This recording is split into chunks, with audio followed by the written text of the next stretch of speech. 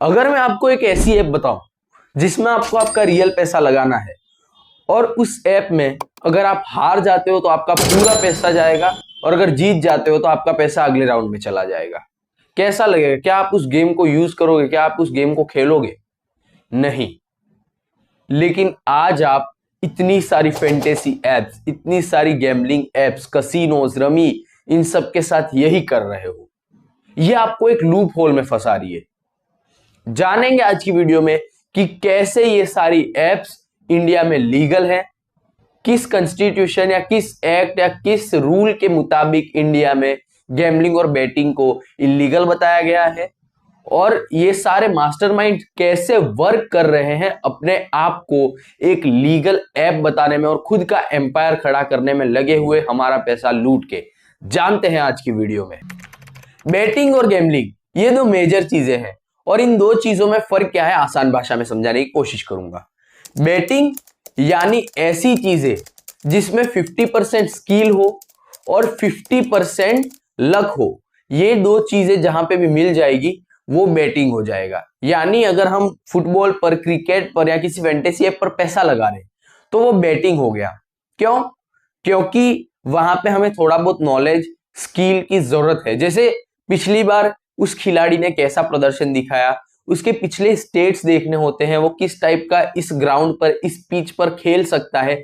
ये सारी चीजों का नॉलेज हमें होना चाहिए, तब जाके हम बेटिंग लगाते हैं। तो जहां पे भी स्किल प्लस लक आ गया वो आपका बेटिंग हो जाएगा। आई होप बेटिंग आप आसान भाषा में समझ गए होंगे। बात करते हैं गैम्बलिंग की।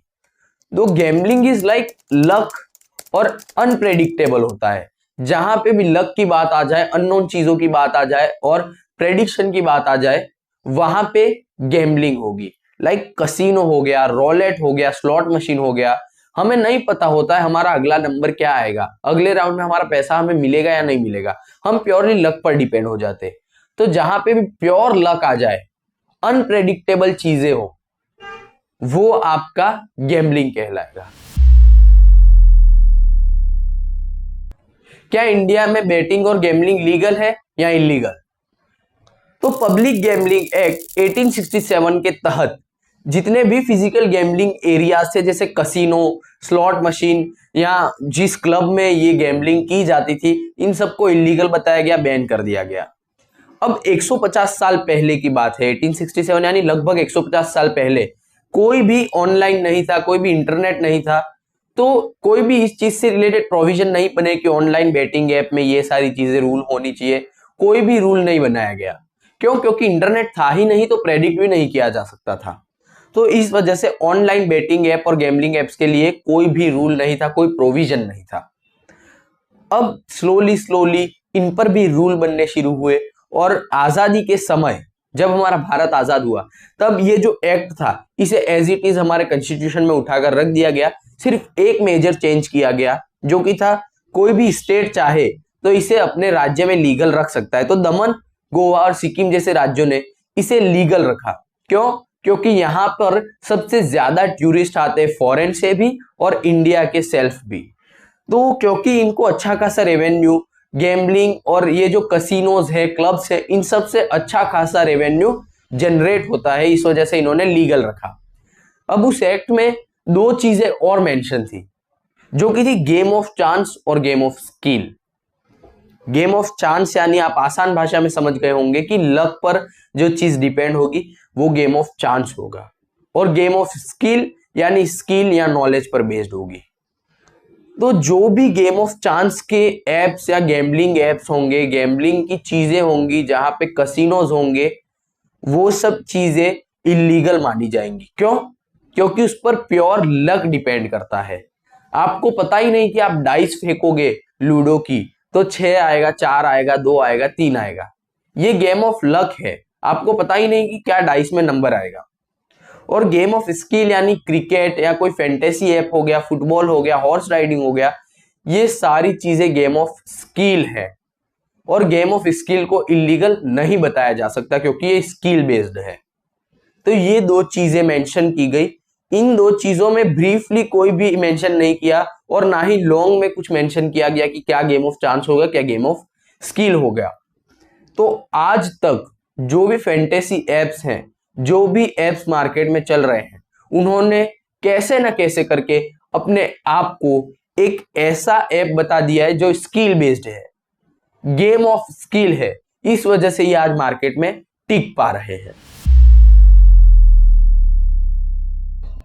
क्या है इन एप्स का सच, कैसे आपको लूट रही है?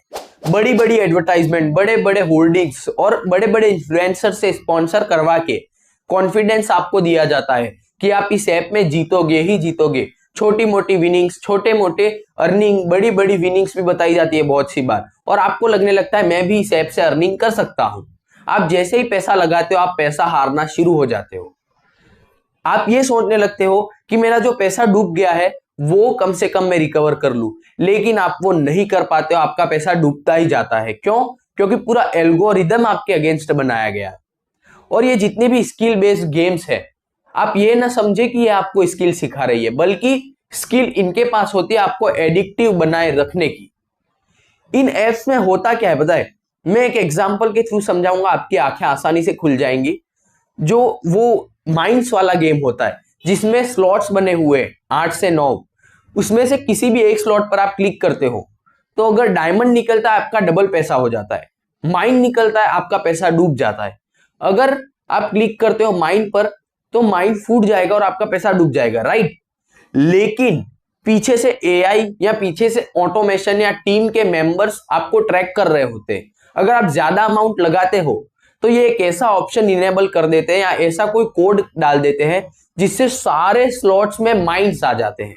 आप किसी भी स्लॉट पर क्लिक करो, माइंस ही फूटेगा और आपका सारा पैसा डूब जाएगा।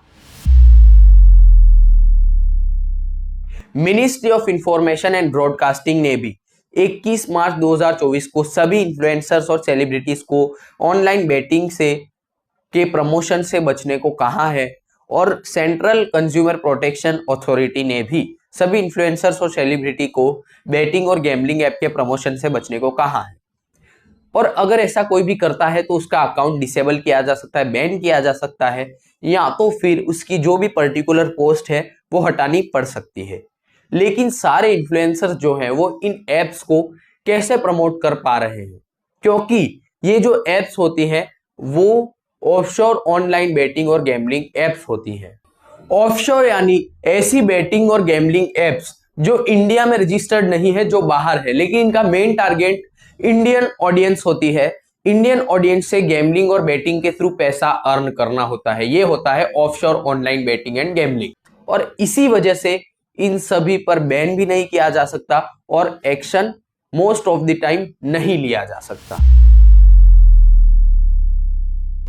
डेटाज और रिसर्च क्या कहती है ये आप स्क्रीन पर देख पा रहे हो। नेशनल क्राइम रिकॉर्ड्स ब्यूरो के हिसाब से 2022 में इंडिया में 1100 से ज्यादा गैम्बलिंग रिलेटेड अरेस्ट हुए हैं। FICCI EY रिपोर्ट 2021 कहता है कि ऑनलाइन रियल मनी गेमिंग का रेवेन्यू 2021 में 13,000 करोड़ तक पहुंच गया था।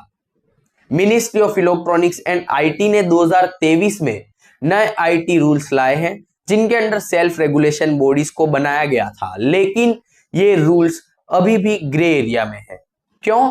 क्योंकि ये जो सेल्फ रेगुलेशन बॉडीज थे ये क्या काम करते थे? इस जो भी इंटरनेट या ऑनलाइन गेम्स, एप्स, वेबसाइट है, इन सब पर नजर रखेंगे। जैसे क्लास में मॉनिटर होता था जो टीचर के एब्सेंस में सभी चीजों पर, सभी बच्चों पर नजर रखता था, उसी तरीके से। लेकिन या तो फिर गवर्नमेंट इसे समझाने में सही तरीका नहीं ला पाई या लोग इसे सही तरीके से समझ नहीं पाए, इस वजह से ये रूल अभी ग्रे एरिया में रखा गया है। अगर आप भी किसी बेटिंग और गैम्बलिंग ऐप में फंसे हुए हैं और ये सोच रहे हैं कि मेरा पैसा रिकवर मैं कर लूंगा, तो ये आपकी सबसे बड़ी गलतफहमी है, क्योंकि ये ऐप्स बने ही इसीलिए हैं ताकि आपको लूटा जा सके, आपका पैसा डुबाया जा सके, आपको हराया जा सके। तो जो पैसा डूब गया उसे भूल जाओ, कुछ प्रोडक्टिव करो, फ्यूचर का और प्रेजेंट का सोचो। अगर फ्यूचर में कुछ अच्छा कर लिया तो ये पैसा अपने आप रिकवर हो जाएगा। वीडियो हेल्पफुल और इन्फॉर्मेटिव लगी हो तो वीडियो को लाइक करना, चैनल पे नहीं हो तो सब्सक्राइब करना। मैं मिलता हूं आपसे किसी नए वीडियो में किसी नए टॉपिक के साथ। तब तक के लिए जय श्री राम, वंदे मातरम, इनकलाब जिंदाबाद, भारत माता की जय।